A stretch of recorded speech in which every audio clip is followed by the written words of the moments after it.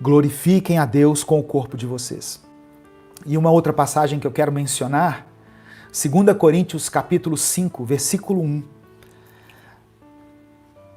Sabemos que, se for destruída a temporária habitação terrena em que vivemos, ou seja, o nosso corpo, temos da parte de Deus um edifício, uma casa eterna no céu, não construída por mãos humanas. O nosso corpo é temporário, o nosso corpo vai passar, o nosso vigor irá desaparecer. Hoje eu estava lendo Salmos 90, que diz assim, versículo 12, Senhor, nos ensina a contar os nossos dias com sabedoria para que alcancemos corações sábios. Salmos 90 é um salmo que é atribuído a Moisés, a sua autoria, e Moisés fala, ele dá uma aula ali, depois você lê Salmos 90 todo, ele dá uma aula ali sobre a brevidade da vida, dizendo que nós vivemos até os 70 anos, se nós tivermos uma robustez, um vigor, nós ainda conseguimos chegar aos 80, e hoje a medicina, a ciência nos proporciona até mais do que isso. Mas o fato é que um dia a nossa vida acaba. O nosso corpo, ele não é eterno, ele tem uma finitude, ele tem um fim. Mas Paulo diz aqui em 2 Coríntios capítulo 5 que nós teremos uma casa eterna no céu e que ela não foi construída por mãos humanas. O próprio Deus tem preparado para nós uma habitação. Jesus disse que iria para o Pai para nos preparar morada. Então, haverá uma habitação que não é corruptível, mas que é incorruptível, a qual eu e você vamos habitar para sempre com o nosso Pai. Então, o templo aqui, dentro daquilo que o Senhor ministrou ao meu coração, o templo que Jesus ficou indignado porque estava corrompido, primeiramente ele representa a nossa própria vida, o nosso próprio corpo, que nós usamos muitas vezes para o mal, para dar lugar às nossas paixões, e o que Deus quer de nós é santidade. E a segunda coisa que o corpo, ou melhor, que o templo representa é a igreja. O coletivo do corpo de Cristo, a noiva de Cristo. Em 1 Coríntios capítulo 3, depois você dá pause e vai anotando esses versículos aí, assiste de novo se precisar, mas guarde essas passagens. 1 Coríntios capítulo 3, versículos 16 e 17, diz assim: vocês não sabem que são santuário de Deus e que o Espírito de Deus habita em vocês? Se alguém destruir o santuário de Deus, Deus o destruirá. Pois o santuário de Deus, que são vocês, é sagrado. Então Jesus ficou indignado porque ele sabia que nós pertencemos a Deus. E de uma forma figurada, Jesus estava dizendo que nós estávamos profanando o nosso corpo e o corpo de forma coletiva, que é a igreja. Então, essa atitude de Jesus diante da corrupção que estava acontecendo no templo, ela me levou a refletir. E eu quero convidar você a refletir junto comigo nessa pergunta: o que Jesus faria nos dias de hoje se ele visitasse os nossos templos?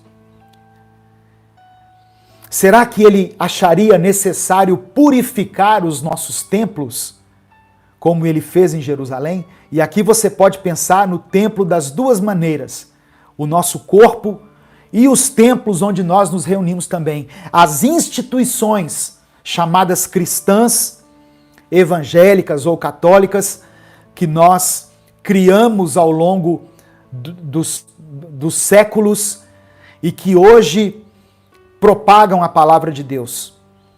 O que precisa ser purificado? Em mim, individualmente, como igreja, e na igreja como instituição.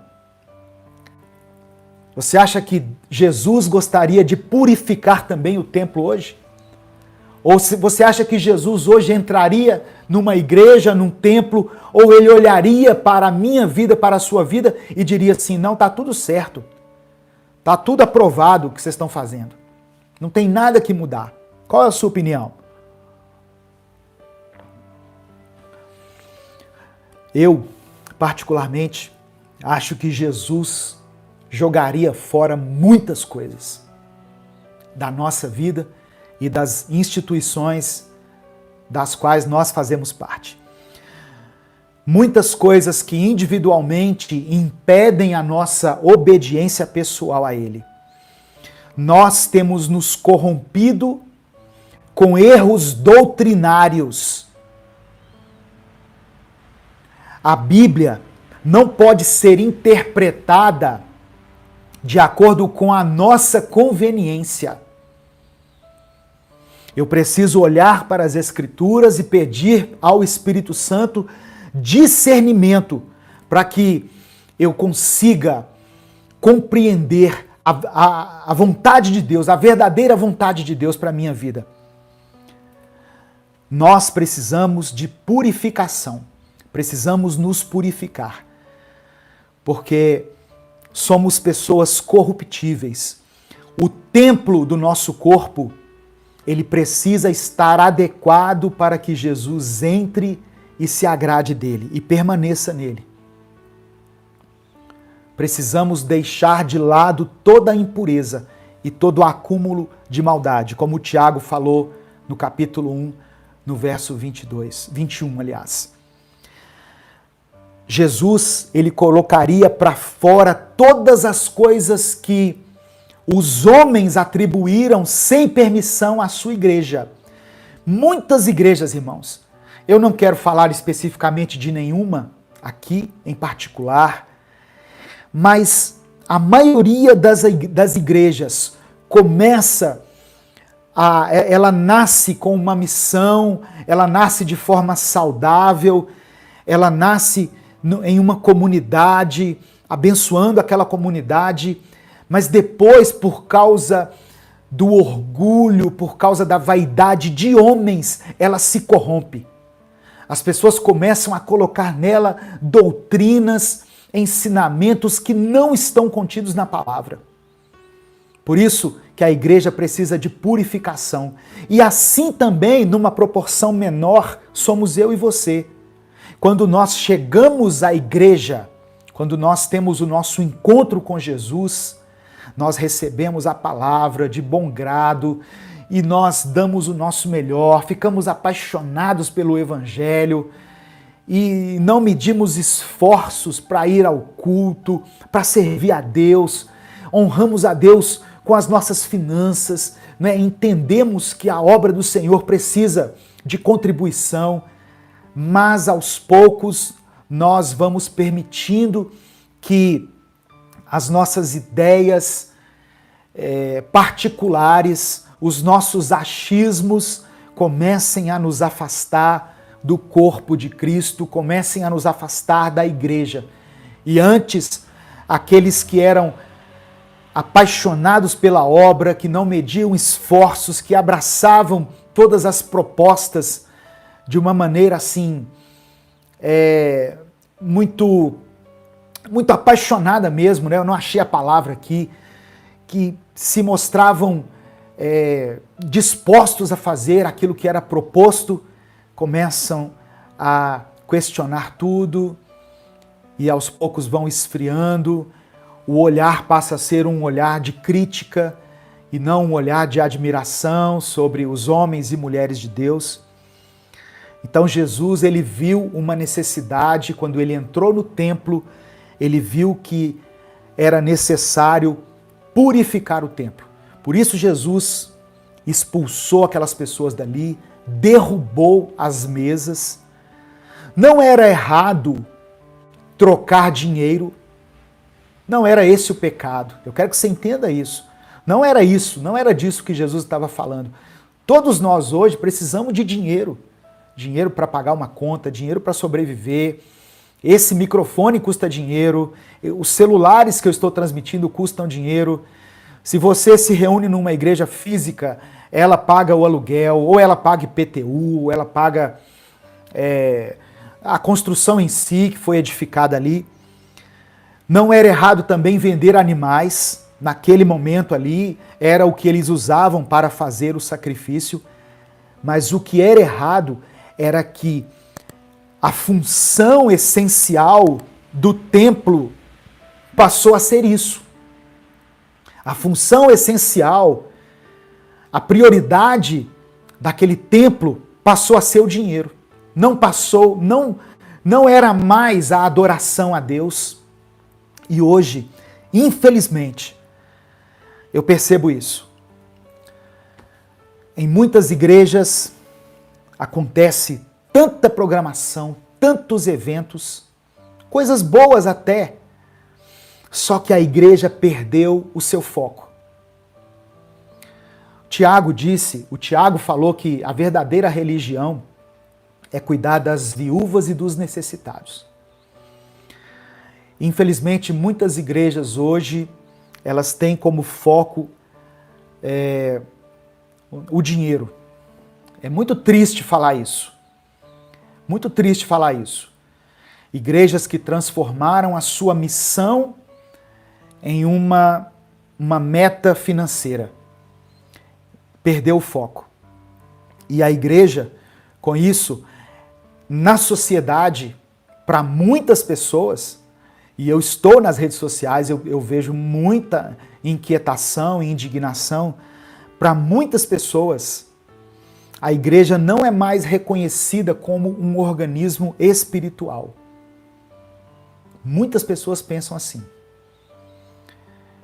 E nós, como cristãos, nós temos que resgatar isso. A purificação do templo é a purificação, primeiramente, da minha mente, do meu corpo, através de uma atitude de santidade, de compaixão, da expressão dos frutos do Espírito na minha vida. E isso depois se transforma em um movimento coletivo que contagia as pessoas da minha família, da minha comunidade, da minha cidade, de uma forma natural, não de uma forma impositiva.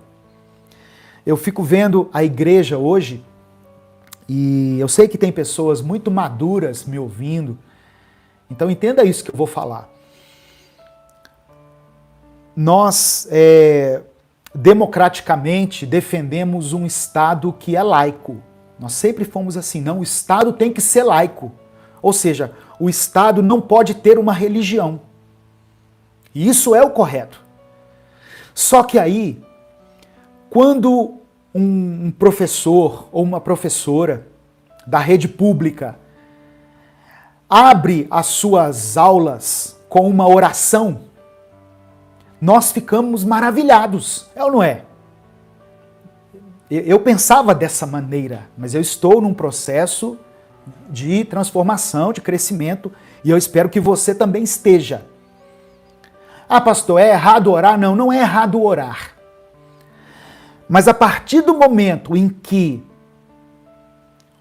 um cristão evangélico tem o direito de orar dentro de uma sala de aula para os seus alunos, o espírita, o umbandista, ele também teria o direito de expressar a sua fé ali através de um ritual dele.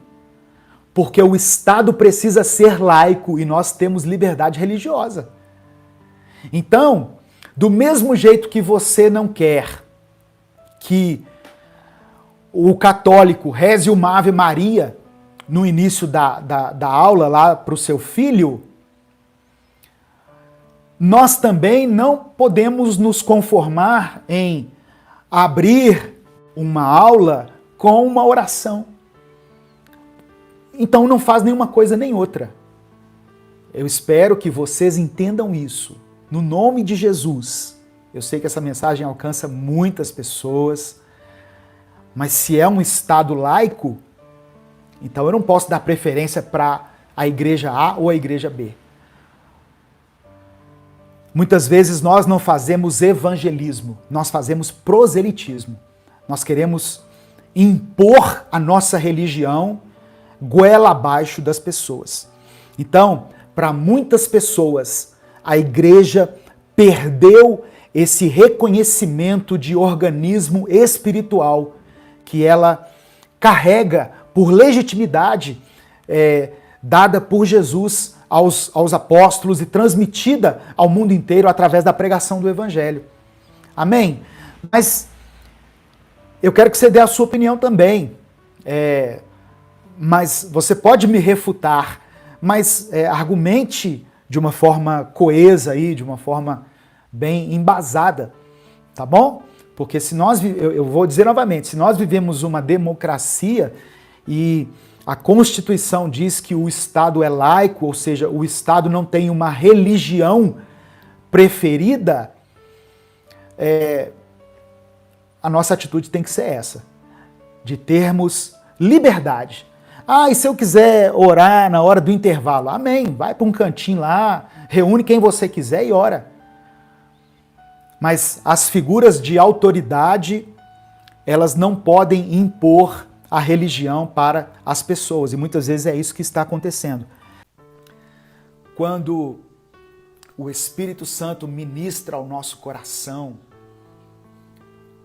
a respeito da soberania de Deus, do poder de Deus,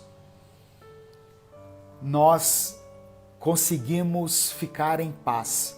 Mesmo que estejamos enfrentando lutas, tempestades, mas nós temos a convicção no nosso coração de que Deus tem tudo sob seu controle.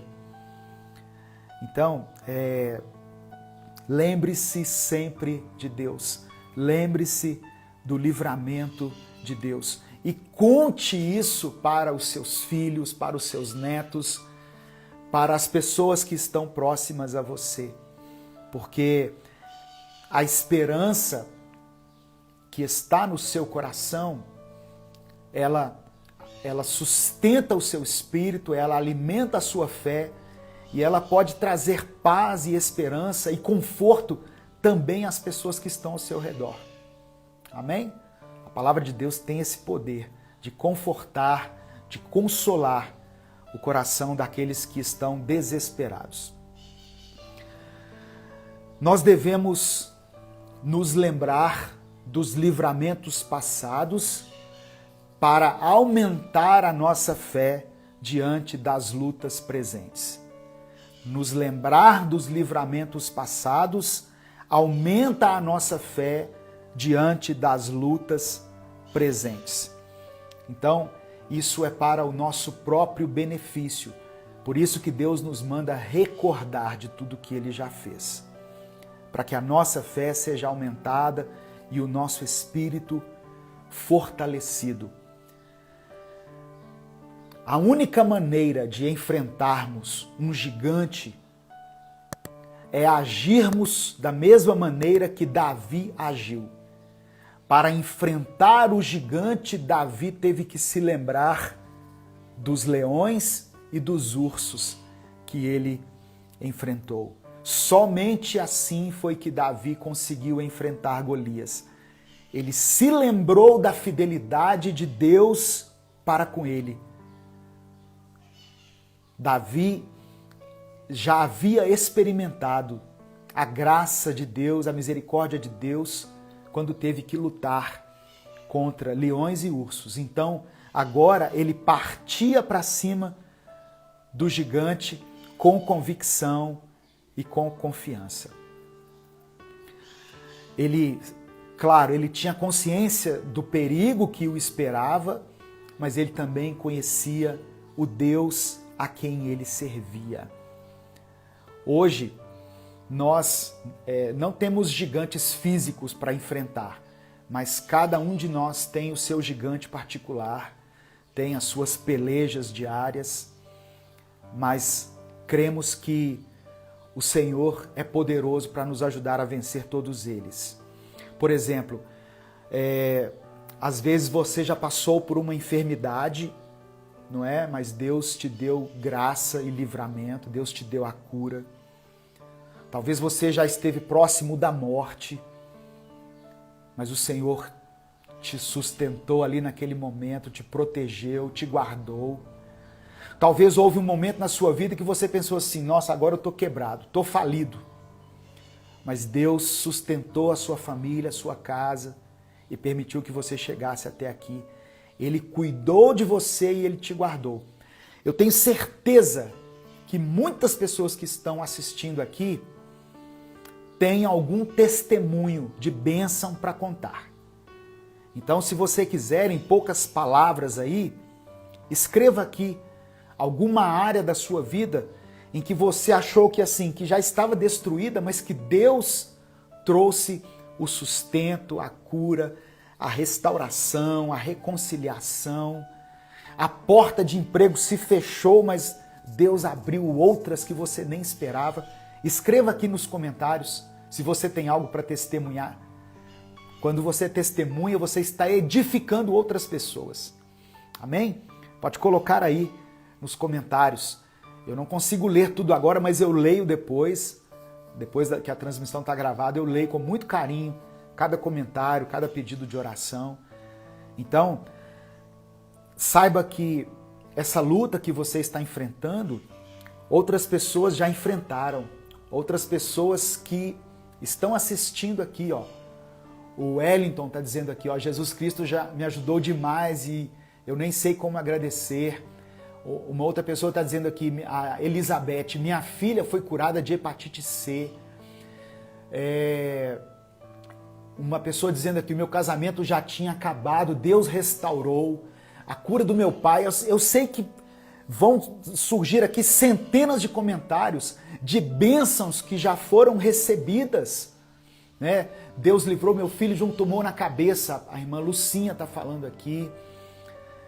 É muita bênção, irmão, é muita coisa e nós poderíamos ficar aqui horas e horas ouvindo relatos de testemunhos, de livramentos que Deus operou. Então, se você está enfrentando um momento difícil, leia isso aqui.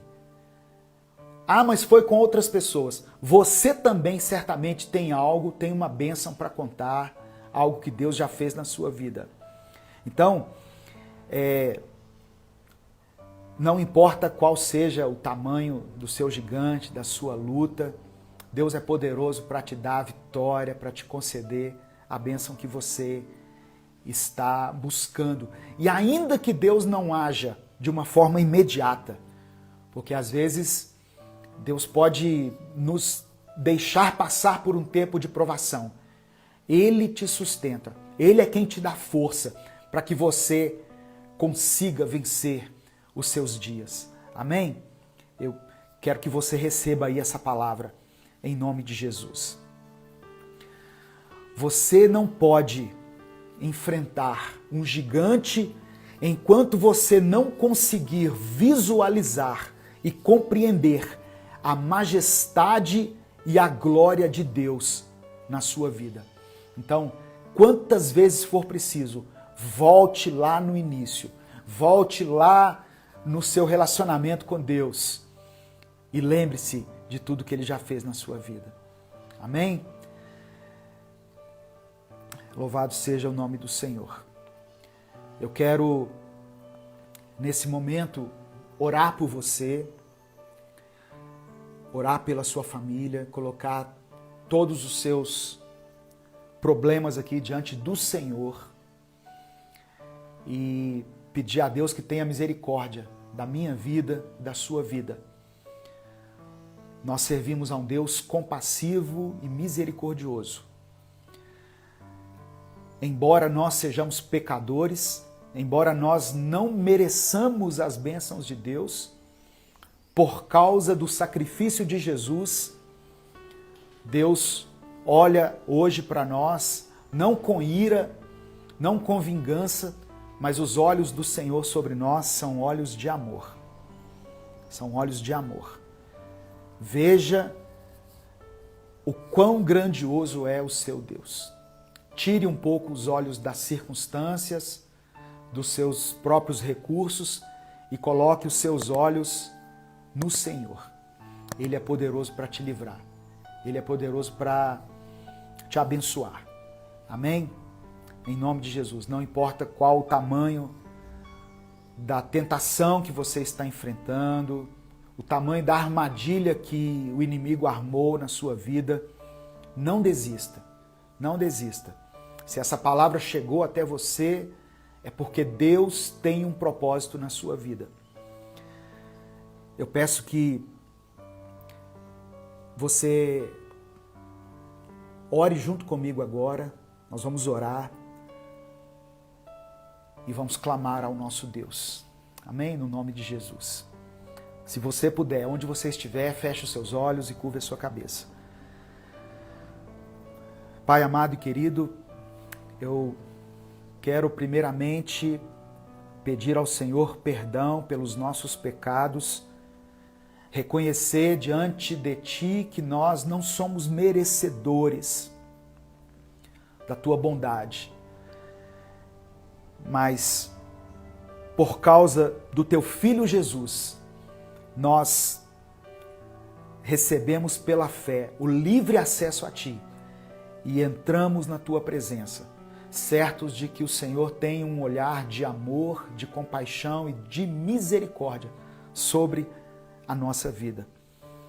Nós cremos que os Teus sonhos, os Teus planos, os Teus propósitos irão se cumprir em nós. Mas muitas vezes a nossa fé é pequena, Senhor, diante de tantos desafios que temos pela frente.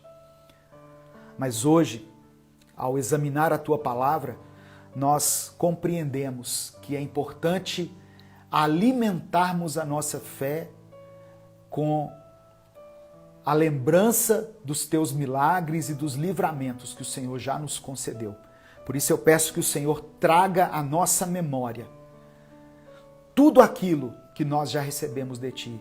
Sejam os grandes livramentos, sejam os pequenos livramentos, seja aqueles livramentos que nós nem percebemos, que passaram despercebidos por nós, mas que nós cremos que o Senhor esteve ali naquele momento.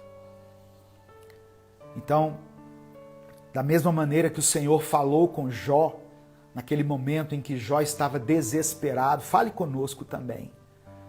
Ministra ao nosso coração a grandiosidade das Tuas obras, a grandiosidade do Teu mover, do Teu agir.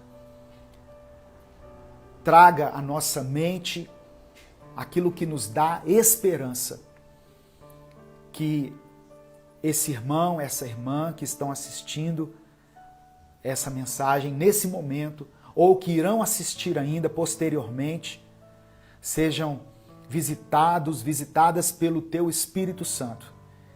Que o Espírito deles seja fortalecido, que eles recebam coragem e ânimo para continuar prosseguindo firmes na sua caminhada. Eu te peço que o Senhor abra as portas para aquele que tem passado por um tempo de dificuldades financeiras, que estão desempregados, que o Senhor traga o sustento, que o Senhor abra uma porta de emprego, que essa semana ainda ele receba uma notícia boa, ela receba uma notícia boa, restaura as finanças do Teu povo. Visita, Senhor, aqueles que estão enfermos, leva a Tua cura, a Tua restauração. Visita aquele que está no leito do hospital, aguardando por um tratamento, aquele que está dependendo dos remédios, de uma intervenção médica, da ciência, da medicina. Tudo isso nós reconhecemos que vem do Senhor. E reconhecemos isso como livramentos e como milagres que vêm de Ti. Em nome de Jesus, que nós não nos esqueçamos, que nós não deixemos de alimentar a nossa alma, o nosso coração com a Tua palavra, com as Tuas promessas. E que os livramentos que já recebemos alimentem a nossa esperança e tirem de nós todo o medo, toda a incerteza, toda a ansiedade, e que nós possamos descansar em paz nos teus braços. Que o medo não sufoque o coração daquelas pessoas que estão nesse momento enfrentando grandes obstáculos, grandes problemas, mas que eles tenham fé, que eles tenham coragem. É o que nós te pedimos, em nome de Jesus. Amém e amém.